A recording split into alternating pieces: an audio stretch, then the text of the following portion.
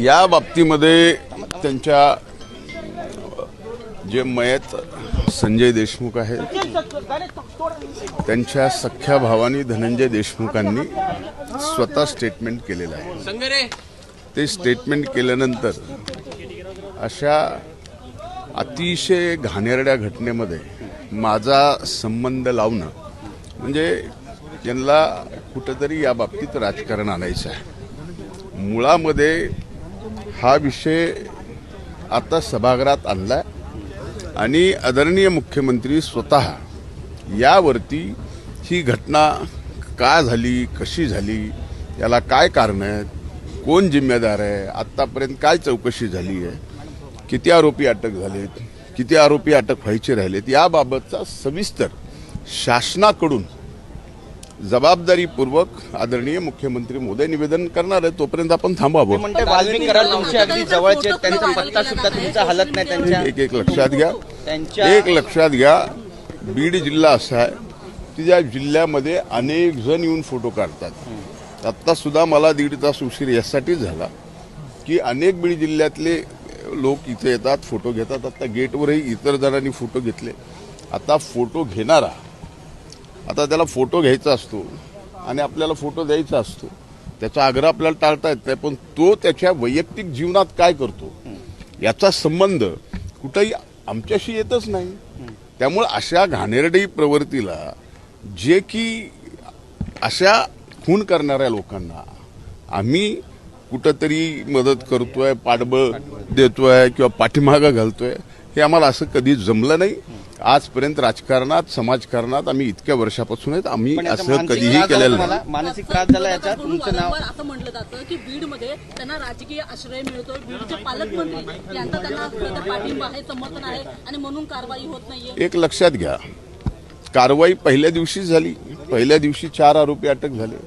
बाकीचे जे काय आरोपी आहेत त्याबाबत पोलीस स्वतः लक्ष घालून त्यांना अटक करण्यासाठी जवळजवळ 8 वेगवेगळ्या टीम त्यांनी तयार केलेल्या आहेत आणि तेही नक्कीच त्यांना सुद्धा लवकरात लवकर अटक केली जाईल। एक्स्टॉर्शनचं एक रॅकेट होतं असं पण म्हटलं जात आहे। मुळामध्ये याच्यात एक्स्टॉर्शनचा प्रश्न आला कसा हा सगळा मुद्दा आहे। मला असं म्हणणं आहे की मी आत्ता जास्तीचं बोलण्यापेक्षा आदरणीय मुख्यमंत्री जे स्वतः गृहमंत्री आहेत त्यांच्याकडे जबाबदारी आहे, ते स्वतः निवेदन करतो म्हणल्यानंतर हाऊसच्या बाहेर मी त्यांच्या मंत्रिमंडळातला एक मंत्री म्हणून आपल्याशी बोलणं म्हणजे हे कुठंतरी हाऊसचा अपमान केल्यासारखा वाटेल असं साहेब पंकजाताई म्हणतायत की धनंजय मुंडे यांचं पान सुद्धा हलत नाही वाल्मिक कराड यांच्याशिवाय। या वक्तव्याकडे नेमकं तुम्ही कसं पाहता?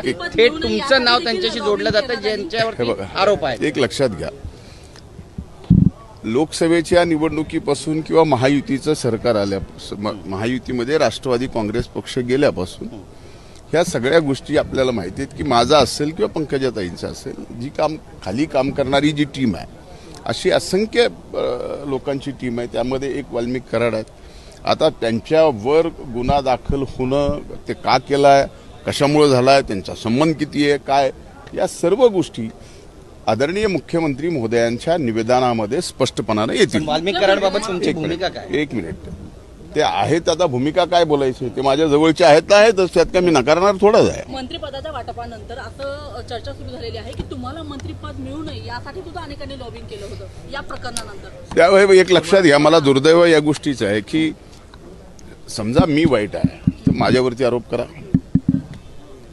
एका जातीवरती आरोप करणं, एका पूर्ण जातीनं असा प्रकार करणं आणि तिथं येऊन ज्या पद्धतीने ज्या नेत्यांनी अशा पद्धतीनं एकतर विधानसभेच्या निवडणुकीनंतर बीड जिल्ह्यामध्ये पुन्हा आम्ही जातीय सलोखा अतिशय पद्धतशीरपणानं या ठिकाणी जपला आणि त्याची सुरुवात विधानसभेच्या निवडणुकीनंतर अतिशय व्यवस्थितपणे चालू होती।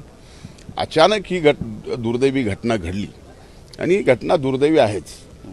जे खून झालाय तो झालाच आहे आणि ज्यांनी केला आहे त्यांना कठोरातली कठोर शिक्षा व्हावी आणि जी कुठली SIT नेमायची, CID नेमायची, आणखीन कुठल्या नेमायच्या त्या बिलकुल नेमाव्यात आणि ज्यात जे कोणी असतील त्याच्यामध्ये बाहेर यावेत आणि त्यांना शिक्षा व्हावी या मताचा मी आहे। पण पूर्ण जिल्ह्याला बदनाम करणं, जिल्ह्याला बिहार म्हणणं, दोन समाजामध्ये वाद तेट निर्माण करणं हे कुठल्याही राजकीय प्रतिनिधित्व करणाऱ्या व्यक्तीला मला वाटतं की त्यांनी त्याची तेवढी काळजी घेतली छगन पाहिजे. भुजबळ यांच्या नाराजीनंतर अजित पवारांच्या फोटोला जोडे मारण्यात आले, याच्याकडे तुम्ही कसं बघता? नाही, ही बाब दुर्दैवी आहे. म्हणजे हे बघा, कोणीही राजकारणामध्ये नाराज असू शकतं, पण खालती कार्यकर्त्यांनी आमच्या राष्ट्रीय नेत्यावरती जोडे मारणं, ह्या सगळ्या गोष्टी करणं, हा जरी राग असला त्यांच्या मनात, तरी आपण शेवटी ते कुणावर व्यक्त करतो हेही महत्वाचं आहे. छगन साहेब, पण पक्ष सोडतील? छगन भुजबळ म्हणाले बिलकुल नाही, जिथे नाही चैन वहां नाही रहना, याकडे कसं पाहता? ते गाणं चांगलं आहे.